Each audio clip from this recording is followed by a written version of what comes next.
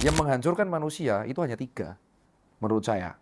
Harta, tahta, wanita. Bukan itu jawabannya. Yang menghancurkan manusia yang pertama adalah ego.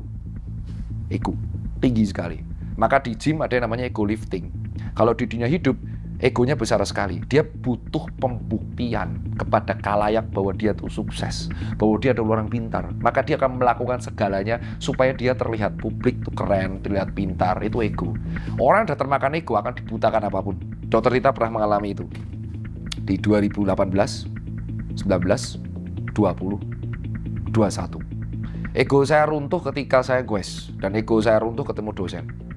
Yang kedua, yang menghancurkan manusia adalah ketika ambisinya lebih besar daripada dirinya, maka dia akan dibutakan sama ambisi tersebut. Dan akhirnya dia hidup dari ambisi.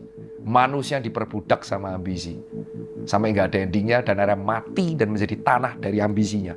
Dan ketika dia tua, dia sadar bahwa dia sudah tua, dia umur 60, dan dia tidak telat untuk mengulang waktunya, karena dia tidak berbudak ambisi. Ambisi itu sangat bahaya, bro. Dan manusia itu hancur ego ambisi. Yang ketiga apa? Ego, ambisi. Dan yang ketiga adalah hancur karena mimpinya. Mimpi itu kadang akan gimana ya? Ini agak beda sama statementnya Ferry dan Coki kayaknya. Manusia hidup dari mimpi. Enggak.